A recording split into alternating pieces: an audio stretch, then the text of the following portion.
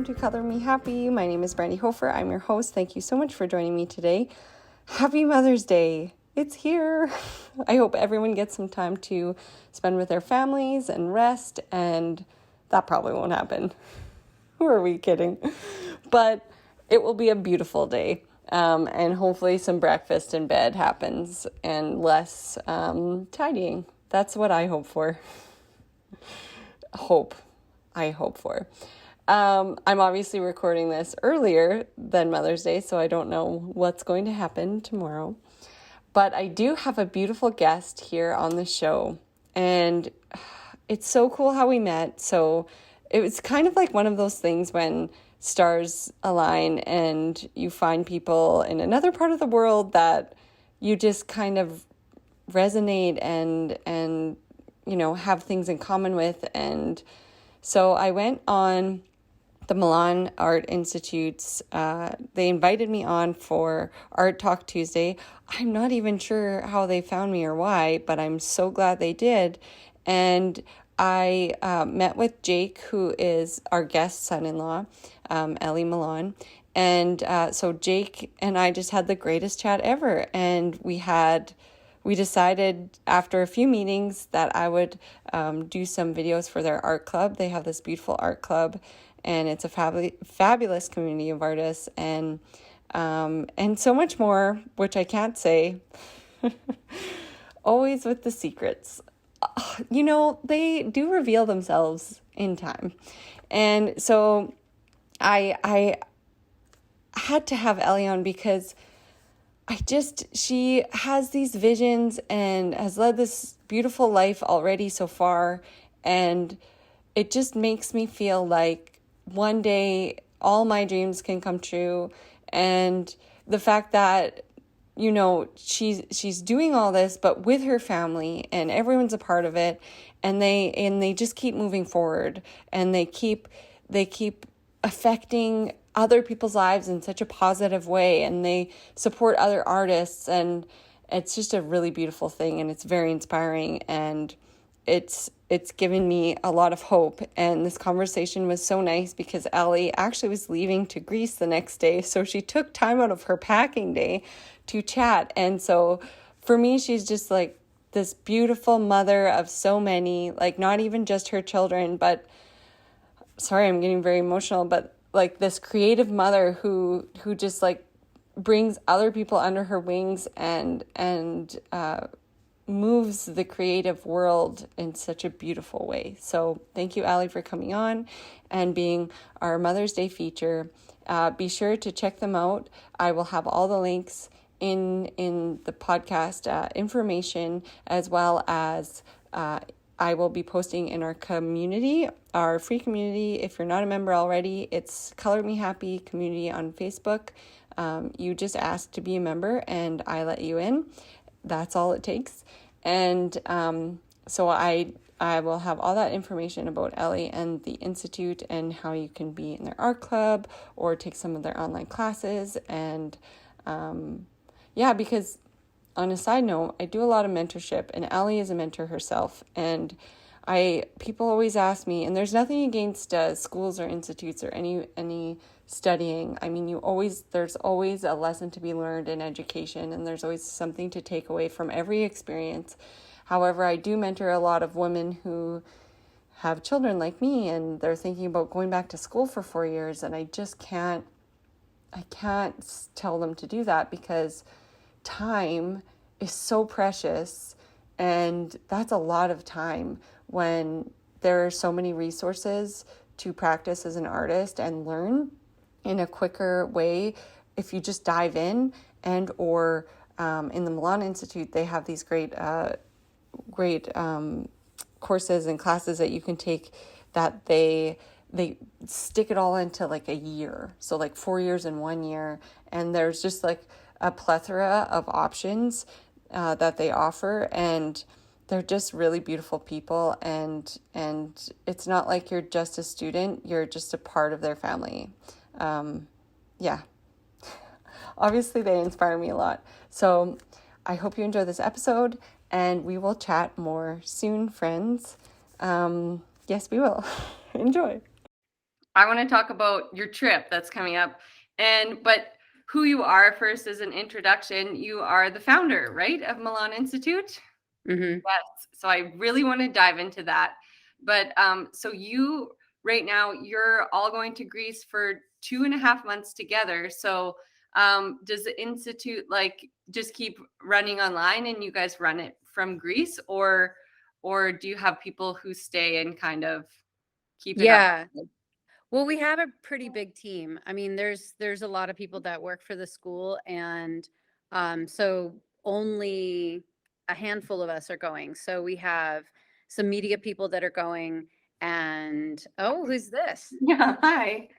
He likes to make a little cameo appearance. This is Finn. Oh, Finn. Hi, Finn. You have two sons or one son? 3 sons. Three sons. Oh my goodness. Yeah, so they're Is Finn the youngest or he's middle, and middle? he's kind of like me. I did a whole collection with him because, well, it was so different because his artwork is so different, which I'm sure you know because you included a lot of your children or all right in your practice, and you made it work. Okay, so that's cool. That keeps going when you Yeah, it it keeps keeps going when going. you. Yeah, and we're working. We're not there for like, a vacation. So the whole trip is working. In fact, we have like 4 days off the entire 2.5 months. So Mm-hmm. uh, So you're filming.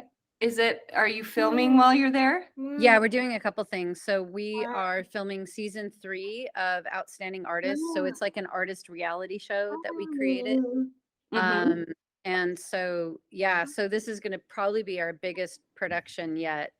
Because it'll be in it'll be in Greece instead of like a controlled environment like the school here in a studio, in a film studio. And so that's where we did it before. But so yeah, now we're kind of going out on a limb a little bit and taking a risk and doing it, in Greece. And we're bringing a whole media film crew with us. And so that's what we're doing for the first 5 weeks. Um, and then we're doing 2 artist retreats back to back, which we do every year. And that's when artists come, usually our students, they come. There's going to be 14 artists on each trip. And we basically just have a good time and do a lot of art classes and arting. And it's like art, like all day, all night. So we go like, That sounds even if we go to the really beach, great. like we bring our art stuff and we, paint together on the beach. And then usually there's some really great gathering areas where we stay. So, in the night, if we're, having some wine and some appetizers, we're also doing some art. And then we have like actual organized art classes. And then we do like excursions and, you know, yeah, it's a lot of fun. Yeah. I mean, a lot of work, like you guys put Yeah. in a lot of effort, but like Yeah. very magical experience, right? Like Yeah. once in a lifetime sort of thing. Okay, so back to square one. When you started, and I want to talk about what it was when you started, did you envision the massive, like what it grew into, like what it is today? And it's still ever amassing, right? You guys have some amazing goals. And I know you through your son-in-law and your daughter, just so everyone knows how we met. And it was just kind of I came on your Tuesday Yeah. Art Talk Tuesday with Art Jake. Talk Tuesday, Yeah. yeah, and it was just so fun. And then Jake, your son-in-law, had invited me back for a little bit more things to do with you guys, and Yeah. I And you're thought you in guys art did club it all now. the time. Yeah. Just Yeah. ask people. He's like, no, you're the first one. So it was so nice, and I'm so honored. And it's so inspiring everything you do because I grew up in such a small place, and there still aren't a lot of artists. There is a great creative community, but like the scale of what it can be never really crossed my mind, right? Hmm. So yeah, did you ever see it like did you ever imagine it was going to like, NAS? Well, Yeah, because I was 19 and I was going to Savannah College of Art and Design, and I was just minding my own business, kind of laying in bed one night, just, about to drift off to sleep. And I, like in an instant, I mean, this sounds a little mystical, but I in love it. really, yeah, in an instant, I got like an instant download sort of vision of what I was going to do with my life. And I just saw it all, and it seemed to like last for hours, but also like a millisecond all at once. And so I just saw this huge property of, just maybe 1,000 acres or something, of just green rolling hills, and there was buildings everywhere, there was houses, it was filled with artists, it was an artist community. And it was almost like I was flying around and going in and out of all the buildings and seeing it. And there was all kinds of art studios that did like, that had printing presses and had kilns and foundry and like all these cool things that you could create. And there was artists gathering, and they were, critiquing each other's artwork, and there was painters. And then I saw kind of this like office, or this room full of like people at computers, and there was this whole like PR arm and a publishing arm and a marketing arm, and all the art from this community. It was like a movement, and it was going, all over the world. And it was like there was like farm to table food and like animals and gardens and orchards, and it was really like an artist community, and really cool. And I just felt like there was like this movement or a renaissance that was going to happen in the arts, and I was going to somehow get to be a part of it. And then I don't know, I think those dreams just kind of went on a back shelf at some point. I got married, had kids, then I just painted. John and I both, my husband, just painted and sold our work, and we kind of just got in that sort of paint, sell, paint, sell, paint, sell, and we made a living. But it's at one point it started to get a feeling like empty, like I don't know. There's got okay, yeah, we're making a living selling our art. That's great. I mean, that's a lot of people's dream, and I'm happy and grateful. But it just felt like I don't know, like we weren't really helping anybody that much. We weren't. We were just like giving people beautiful things for their house. But so anyway, then things shifted, and the school started in 2010, but I didn't connect the two. I didn't like realize that the school was I think that just came out of a desire to want to help other artists. And but then after, it didn't take long, but after a few months of starting it, I realized, whoa, this is how all those artists will sort of come together with kind of lightheartedness, and want to go do something together. This is where the movement comes. And so yeah, so then the school really had a lot of purpose behind it at that point. But then for years it was just I didn't understand how to make it bigger, or I, I I knew it had to probably go online, but I couldn't put all those pieces together. And I was kind of just me and John by ourselves, and didn't have a lot of help, and it was a little bit of a one-man show. And so then I think it was in 2017, we partnered with Elijah, and who's now my other daughter's husband. So we partnered with him, and he had all this experience with instructional videos and videography and online education. That's what his background was. And so he helped us, um, you know, bring it online. And then, basically my kids got involved then, and their You just husband. grew your you just grew Yeah. your helpers. Yeah. So Easy, the team right? sort of started with family, and then, as we could, as the resources came in, then we were able to hire more people and develop a whole coaching team. And, it got, and the students would graduate, and their heart would be so like impassioned for what we were doing. They wanted to help. And so we still have a really great pool to pull from, of people that are passionate about what's going on, that want to be a part of it. And as if you have passion, That's the biggest part. People can learn anything. So I think we have a really great team and a lot of people that help us, because it comes out of them seeing the purpose and them seeing that vision and really believing that they can change the world with art. And I think that's what everybody sort of has in common, and makes it really purposeful and unity in that purpose. So I love the sense of community, because so I went to university. Well, I graduated in 2008, and just the mindset uh, at that point in time, and it still is in the art world, is so competitive, and look out for yourself, and painting is a solo act, and it mhm. just it wasn't like I never. So then I kind of got into the film community because um it was just you had to be a community to pull off a project. I just really gravitated toward people working together. So it was a nice reprieve from, 4 years of just painting and having people rip one another apart.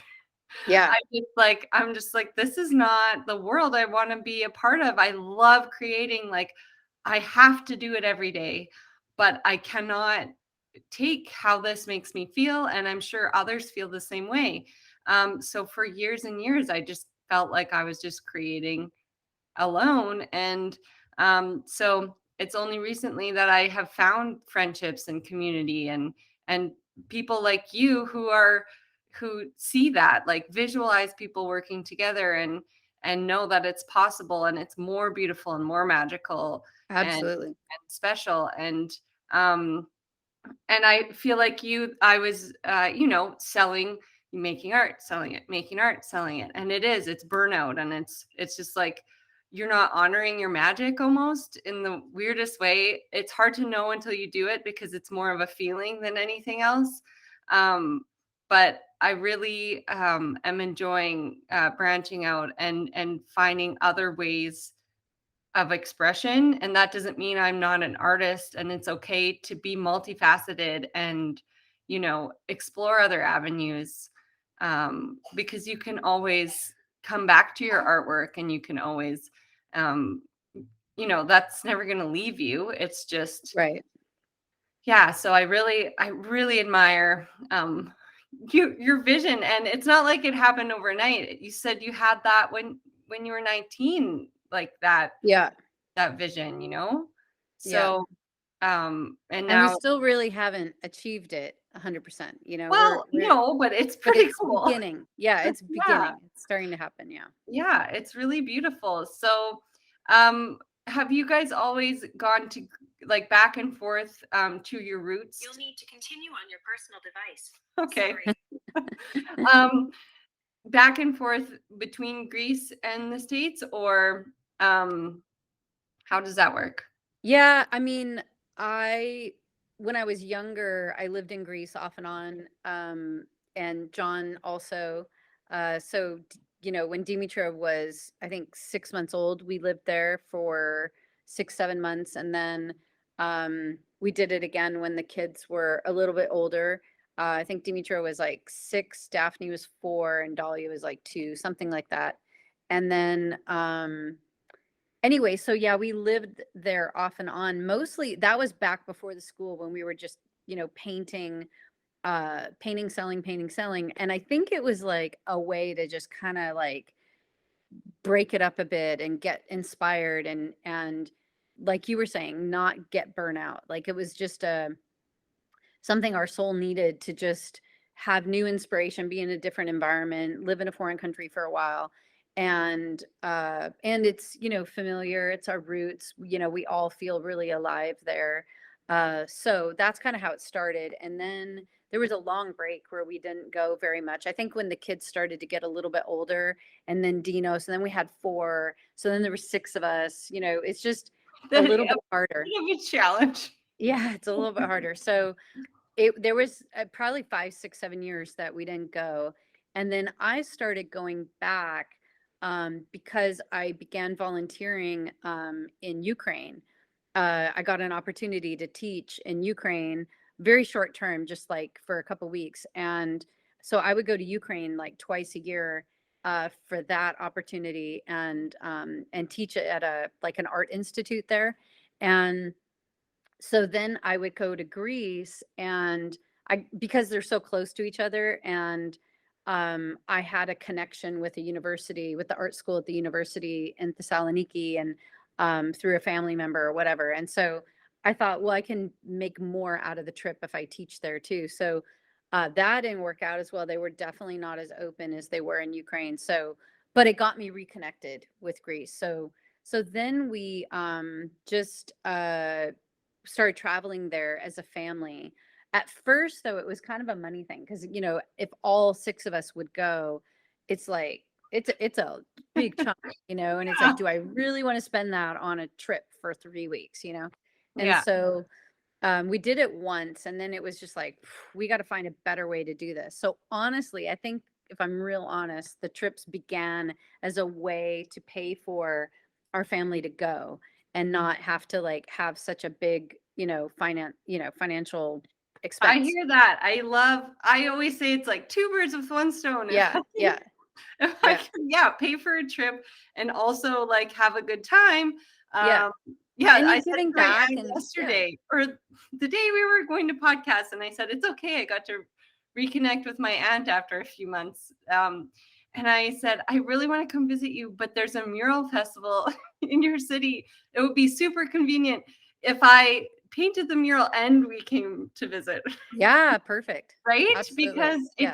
it just, I don't know, is it the creativity, or like, you're like, well, I just also, I think too, as when you're a female and you've parented for so long, it's like your freedom a little bit, like you're clinging to your independence, and like you give and give and give. And like, I share my studio space with my children, but it's like, I sometimes like, this is mine too. And it's just like, there's no, like, it's happening. It's not like there's no question. It's never going to stop. And I want to call it selfish in the best way, in a stubborn, amazing way. Well, I think you're a doer, people- like you're a doer, and so it's efficient to, see your aunt, and, do the mural, and because it's a lot to like leave your house and go and pack everybody up and get it and do, so you kind of want to get more bang for your buck in all those things. Yeah. Yeah, I do that all the time too, but I always think think it's on a more holiday, I'm like, like, well, what am I going to do there? Like, I love to go outside, but what else am I going to do? yeah, but I think because you're a doer, so Yeah, that you makes always want to maximize and squeeze as much out of every opportunity or thing that you do. And Yeah, that pretty much sums it up. So did you always, when you did that, so you kind of like hustled in a really great way, like you made it work so you could go as a family, but it also, you could benefit from it, and it not be such a burden financially, right? So like, you worked really hard to make that work. Um, did you and your partner include your children in your studio practice? you mean in Anywhere, general? anywhere when you were creating, were they Yeah, like I mean, around? yeah, I mean, actually, it's kind of a cool story. John and I, um, we're both artists on our own, right, for many many years. And we would often sell in the same places, like we would both get into the same gallery, or yeah, so we were pretty equally successful, but we really wanted to collaborate. Like, we always wanted to collaborate, and we would try to paint on the same piece. And it's almost like we would do better on our own than together, which is not what you want, right? And so we would try, and we would just go, man, we just made something really ugly, like I could do better without you, and so it was Let me just discouraging. fix the part that you did. Yeah, exactly. Yeah, let me fix the part you did. And so So it didn't go well. But then on the other thing that we really wanted to do was abstracts. We both only painted representational type art, and neither one of us could do a good abstract. We could do an abstract, but it wasn't really a good one. And there was a big market for it, and we knew we wanted to get into abstracts and be able to do that. Anyway, so we were in Greece, and Dimitra, I think, was five or six, and she came into the studio, which this was pretty common, once she was older like this. And she would come into the studio and I want to paint. And, sometimes I would let her paint. Sometimes I was like, I got to get this done. I'm sure you know what that's like. So I had this, I was kind of done for the day, and I had this palette of like acrylic paint on it. And I said, here's a leftover palette. And I said, go ahead and grab any painting you see on the floor, because that's where all our duds were. All the bad art was just on the floor. I said, grab any painting you want. There. Yeah. So I was like, grab any painting you want and just go ahead and paint on it. And we were really struggling at this point because this weird thing happened where we had this dealer. I didn't mean for this to be a long story, but anyway, we had this dealer in Arizona that we were working with, and they double crossed us. They wanted us to do prints, and we didn't want to do prints with them. We just wanted to sell originals. And because they were only going to give us like, I don't know, like $5 a print or something stupid like that. And so, I was like, why am I going to do that? Why? I'm not going to do that. So they were upset with us that we wouldn't do the prints. And unbeknownst to us, they had this deal with Costco, where they were getting prints into Costco and doing like Costco. They do this road show where, how the Costco features like a business in the front. Sometimes they sell jewelry or they sell leather jackets or whatever. So they had that. And so they would go around on the West Coast to all these Costco's with all this artwork. And they were selling basically their frames and then prints. And so that's why they wanted the prints. Well, we told them no. And then they dropped us, and they just dumped us, even though we were their top selling artist. Is a way to kind of like strong arm us into, because they knew that that we relied on them financially. So we didn't kind of give in to the blackmail. Yeah, it was like their way to blackmail us into doing it. So we didn't give into it, and we were just trying to find other dealers, other opportunities. And so we knew we needed to do abstracts. So anyway, and it turns out that dealer sold our work in Costco anyway and made prints without our permission. And when we came back from Greece, we went to Costco and saw all of our work in there. Yeah, it was just terrible. So, but anyway, so back in Greece, we are struggling a bit. And so now we're like, we need to make some art so we had tried to make all these abstracts. And so we had all these attempts on the ground, and they were just really bad. Well, Dimitra picks up this beach scene. It was like this scene of like kind of an abstracted like water, ocean, seaside scene. And there was a little guy with like surf shorts on, kind of looking out. It was a bad painting, but she started painting on that, and she made this abstract. And I looked down, I saw it, and I was like, oh my gosh, that is a really good abstract. That could sell. It's good. Yeah.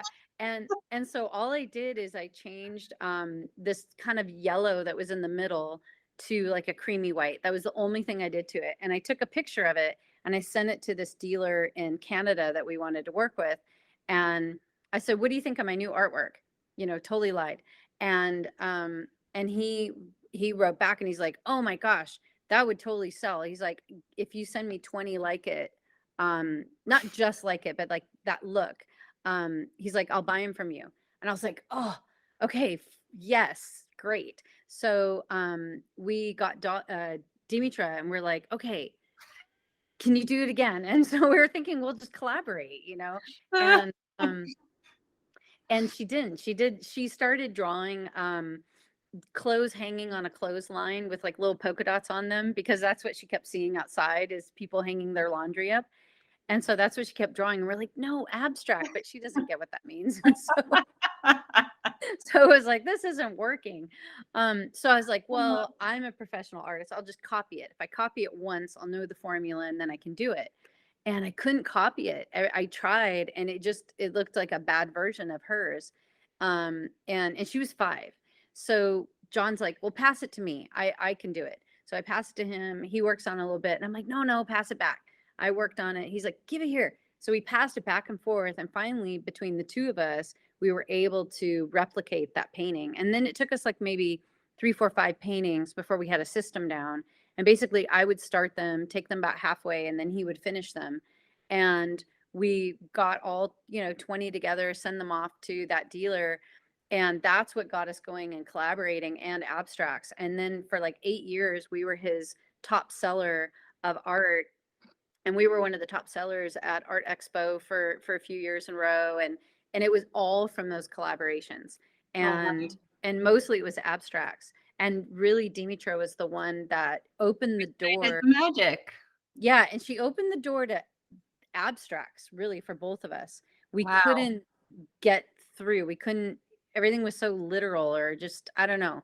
It just really unlocked something for us. And it got us to actually collaborate. And neither one of us can make as good of an abstract alone, I don't think, to this day, unless we work together. Then that's how we can get the best abstract. So yeah, so that was really one way that we really collaborated with the kids. But mostly I would say they just sort of paint like your kids, just in the environment. Of course, you do collaborate with yours on a regular basis, which is so cool. And I wouldn't say we did that too much, but they would work alongside us and just paint and create and be a part of it. And then when they were older, I would say starting from like 10, 11, 12 is when they started to come into their own and really learn and start creating work. And by 12, they were selling their artwork that they were creating. So, which is wow, right? Like that's not normal. Well, No, even when we had our solo show with Finn stuff, I was like, well, it's going in the gallery, and they were like, well, who did we beat? I was like, well, it's not anyone we had to beat. We just have a solo exhibition with this work, and they just didn't get it. But I'm like, I know, because they can't fathom like the art world or the way it works or anything. I'm like, it's a big deal that you guys have your own show, as you know. And I did one with Gus and I did one with Finn, and now there's Teddy, who's beloved by all. And I'm like, I don't know if I have the energy for a third collection with Teddy. Maybe I can take a year. Maybe it's a timing thing. Yeah. It is. I think it's because there's 3 of them now, and I'm just tired. And I kind of I'm working on my own solo right now for June. So, I woke up to some chalk pastel things this morning that he had it all over his face. And then I walked into the kitchen, and then they had taken one of my collages I made last night off my table. And chalk pastel, like Sennelier, is highly pigmented, and there's just no going back from that. I was like, hey guys, that was mine for, I guess it has a rainbow on it now and red. That I tried to roll with it. Like, I kind of got a little upset. I was like, that you knew it was what I was working on. It's right there. I like put new sheets on the table. It was like very clean, which I'm not that clean, but I was like, new for the collection. And then, you know what? I just was like, I'll keep that rainbow. It probably made it better. The back is fully red. So I'm like, I will put it in a frame where you can see the back, because it's actually very neat. So like, and that it's letting go. It's such a light lesson, children. It's just like, okay, I am upset. I'm not going to get super mad, but like, let's just roll with it. It's probably the way it was just meant to be. And what else can you do? Like, life in general, you just go with it, because to not is just not living. It's too hard the other way. Well, and you could be missing out on something, really great. Yeah, no. And that's how I feel like with Finn's stuff.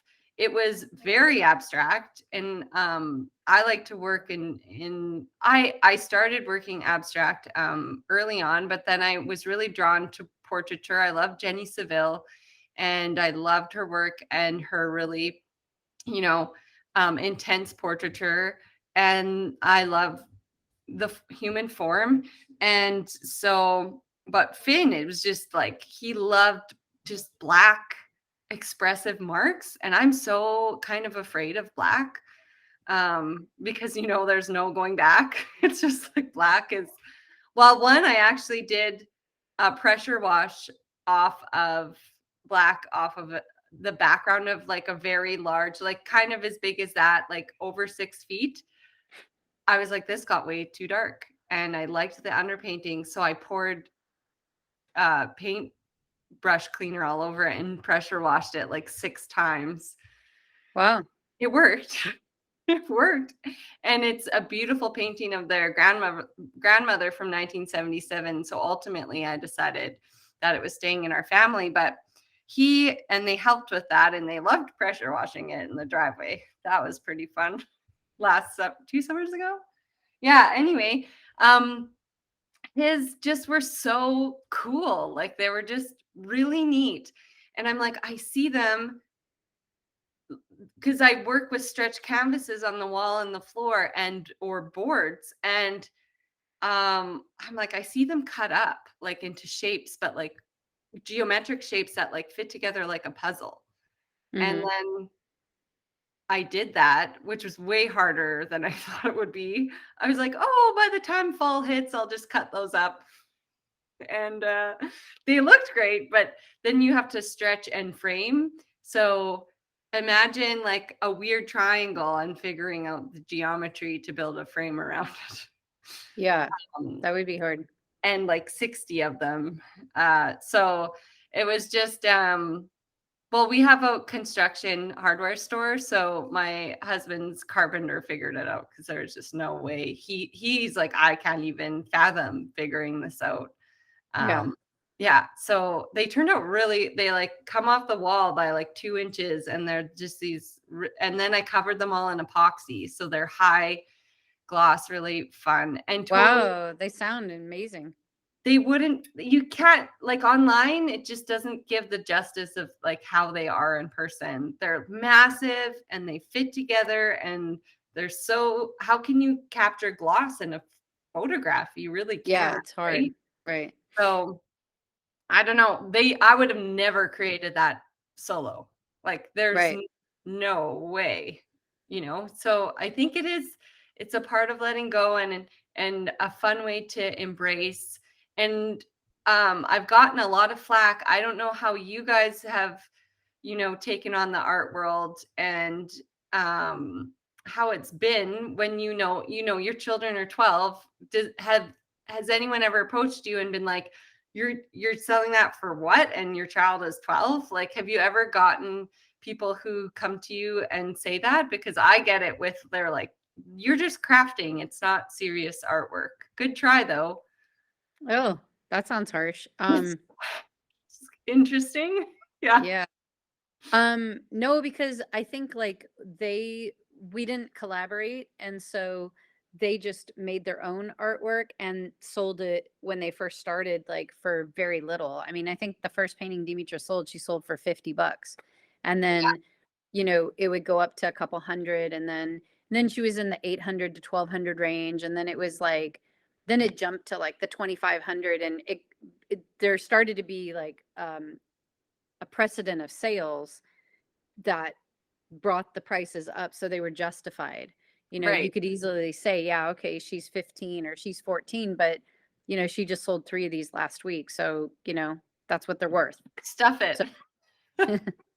Yeah. Okay. No, it's like regardless of whether it's sold or what happens, it's just people just like don't take the time to like learn about it. And then I guess maybe social media is a bit got like, since Dimitra was that young, it's gotten a little bit trolly and bigger, right? Like it wasn't the same.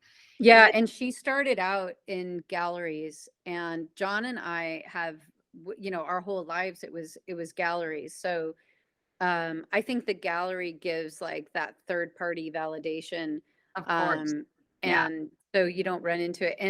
And then by the time she was on social media, I think people could recognize. I think that a big part of the difference is she's older and she was making it 100% herself, and we weren't like collaborating, because if we, I don't know, if it was, maybe it would be different, other like, so we never, yeah, we never really got criticized. We've been criticized for other things though, but just not that.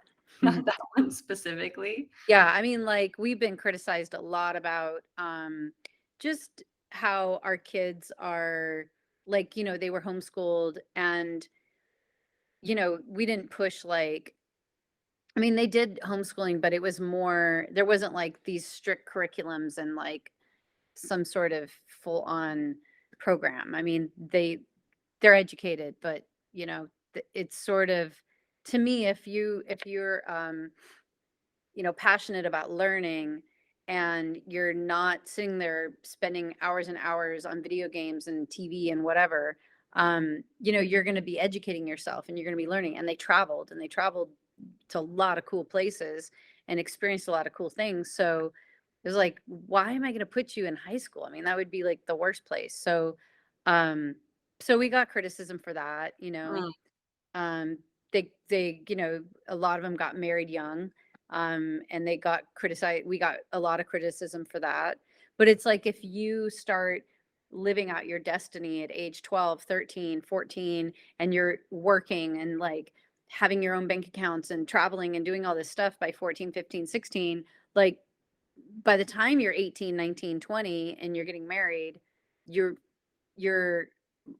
different than I was at 20. I mean, Yeah, no, that's a lot of life lived before right. then. Yeah. Like, um, and is the opposite better?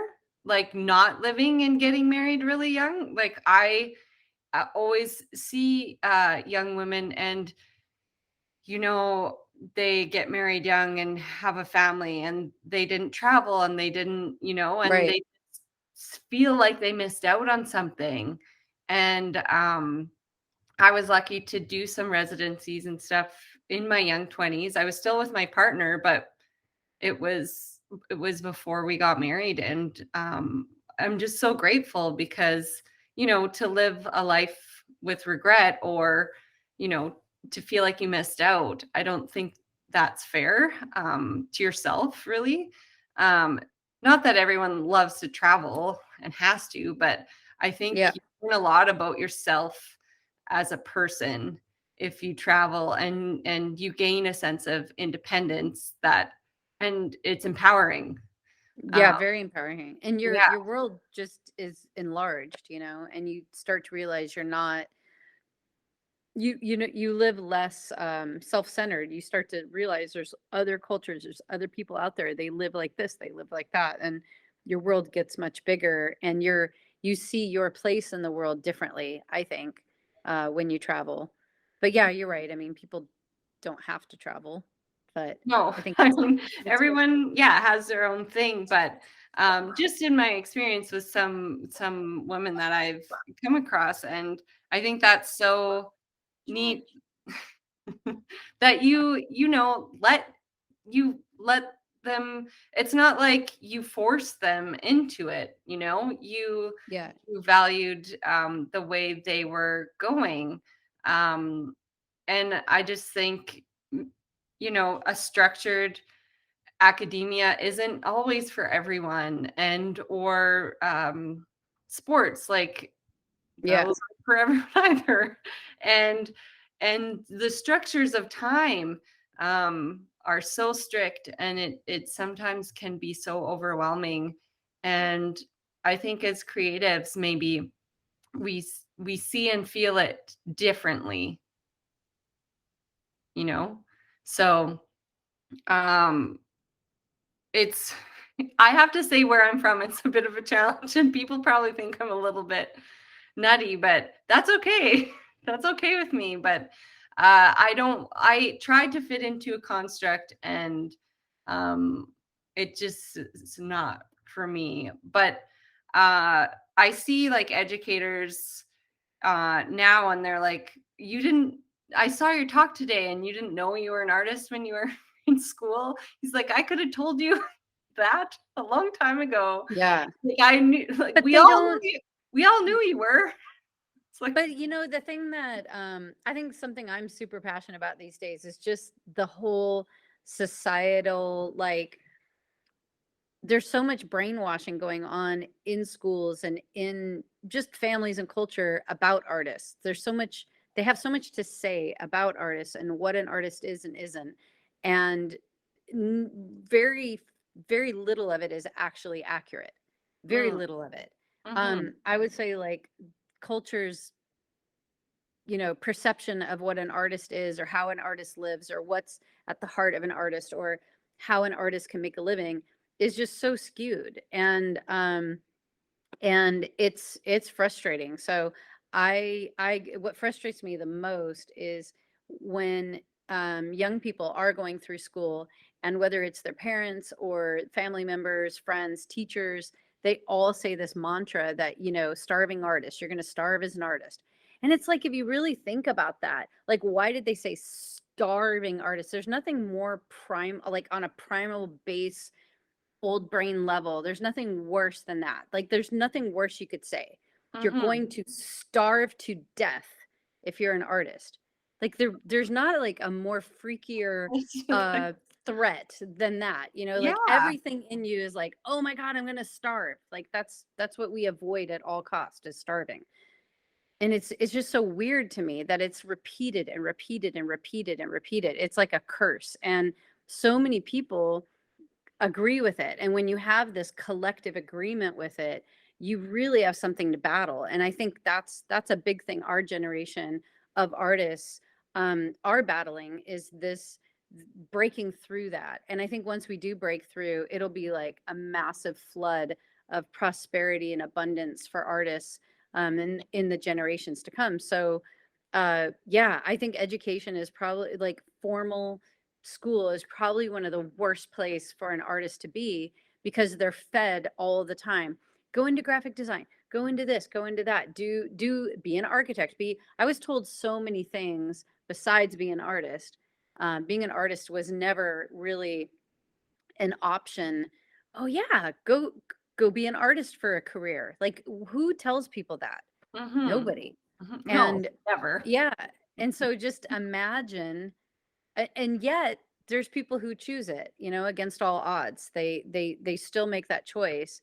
And yeah, and I think it's cool that you're really, lifting up women, because if you look at the establishment art world, it's all male dominated.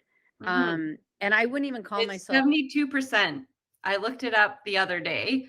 I was Yeah, that giving I would say that talk to seems even females. low to me. That seems Yeah. even low to me. Yeah. Yeah, so 72% male and 28, according to artsy.net, because I was giving a motivational speech about finding your fire and creating your mantra for when you come into like, um, when people do say negative things, and taking that negative encounter and finding your fire and using it as fuel to inspire you and motivate you, and creating your mantra to remind you every day. Like, my mantra is my creativity is worthy and powerful, and then how I see it and how I live it. So I gave a big talk about that, because when I started, besides the like few negative encounters, I've had like hundreds of positive ones of women who, like in Europe, like so far away from me, just be like, I stopped altogether because I didn't think I could do it. And you inspired me to start, you know, picking up a brush again and letting my kids do whatever on it and not worry about it, and figure this out. And or when people stop altogether or don't think that it's a viable career option. And I think today more than ever, I think the world is seeing that it is still male dominated. So I am working collectively with different female groups to, just push on together, because Yeah. that's the only way anything's going to change. And creating platforms, I like creating from the ground up, right? The only way really is maybe not to get into someone else's something. And that's what I thought for years, that someone would just come and give me an opportunity. It's just, it didn't happen. Like Yeah. waiting for or following another male Canadian artist path, thinking that that was the path for me. It's Yeah. like, no, you have, like, I just was like, I'm just gonna make my own then. Just gonna Yeah, do it myself. if you're pioneering anything and you're the first of your kind, I mean, you have to do it from the ground up. You have to do it yourself. There are no opportunities that anybody's going to give you. Mm-hmm. And yeah, but you'll be making opportunities for others. So that's the beauty of it. And I think that's where you'll find favor and you'll find like blessing, and the road won't be all terrible, bad, uphill, rough. Like you'll be lucky. I don't think it's luck, but do you know what I mean? Like you'll find favor on that pioneering road, because somebody has to do it. Somebody has to pioneer, somebody has to blaze a trail. And we need supernatural help for it. It's not something you can do completely by yourself, trying to break all that down, and you know Mm-hmm. because Mm-hmm. it's a lot. So Yeah, well, I'm finding really great women who, have platforms and have been, same concept, but like a lot of them are based in the US. And they just assumed I too was from the US. And they're like, but now that I talk to you, I can tell you're very Canadian. I'm like, I don't hear it, but you do. um, so but it's really cool because instead of competing, they're totally into like working together, and it's been a beautiful few years. But I think even in the business world, I saw the other day, the Shark Tank shows or whatever. I can't make a lot of time for TV, but I don't. The kids yeah, and the I art, don't even have a TV, so yeah, so I'm just like, it's not happening. Bath and bed for me, and that's about all I have time for. So the Kevin guy, I don't know. I saw it in another woman's thing. He's like, 3 years ago, I would have said starving artist, right? He said not, and he's like, it has shifted so much in the past since the pandemic, like the other way. He's like, now I'd never say that. I would say these are the innovators, these are the people to invest in, because it's true. Now more than oh ever, creativity is applicable and valued in a workplace, yeah, right? A business place, people who think outside of the box and people who think and dream bigger, right? yeah, And when you empower people to really value that part of themselves, and I think that needs to start at a young age. You're just It's just such a beautiful thing. And I have fallen in love. Like, I love making art, but I have fallen in love with, I told my mastermind group, I was like, I really love mentoring and lifting uh young people and women, and I love lifting them up. It feels so good. And they're like, that's teaching. By the way, yeah, this was last year. They were like, that's teaching. I was like, oh, they're like, you love teaching. I'm like, okay, well, I never saw myself as a teacher, but okay.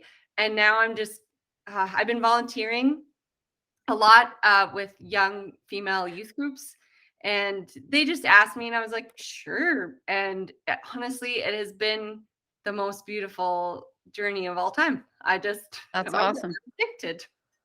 Well, you do it. So the magic.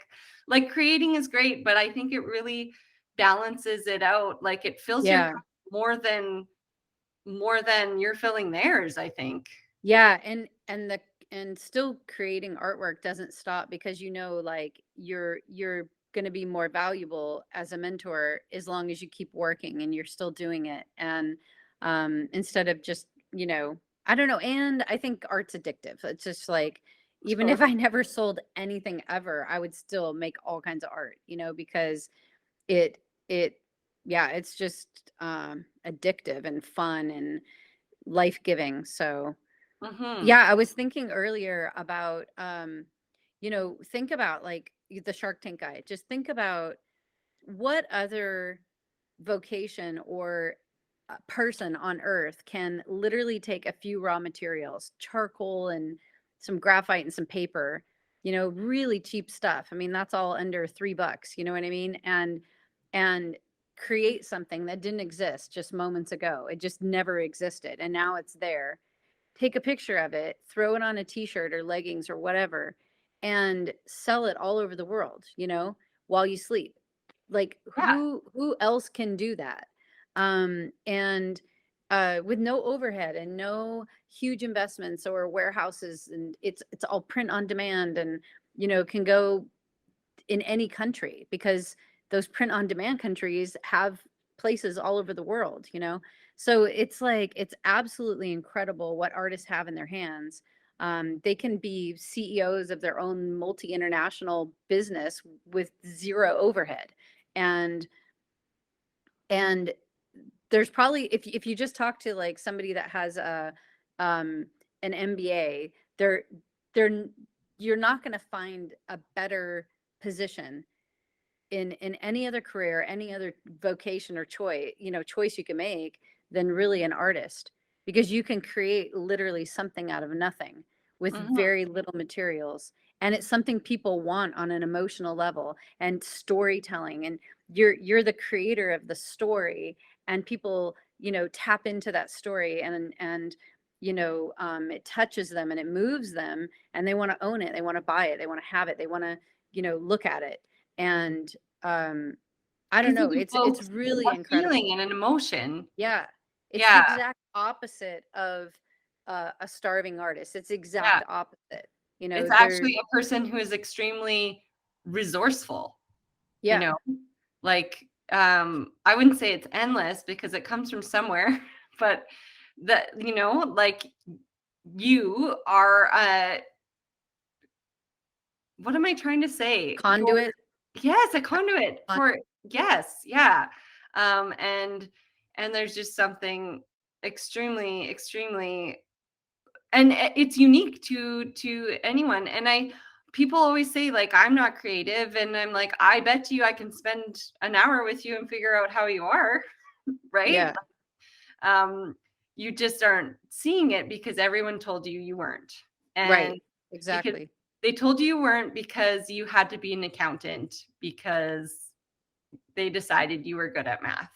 And we can spend some time together and I'll show you that it's not true. Everyone is creative. It's just where that lies within them, right? And what they Mhm. are finding it. And I mean, creativity can be so many things. So it's really, really kind of cool that way. But I will thank you for meeting me the day before you leave to Greece. Well, thank you for putting up with me and meeting me the day you're launching your big art show. So Yeah, that is a thought I thought was tomorrow, but is today. No, that's okay. That's how sometimes it works. And kind of, I just think it'll work out and it's the way it's meant to be. Have a fabulous time. And I want to talk with you more. I don't want to stop, but I want to talk with you more. yeah, So we will chat soon. yeah, sounds great, and I appreciate. Wasn't that such a beautiful chat? Thank you, Elli, for coming on. I am so grateful to have had you.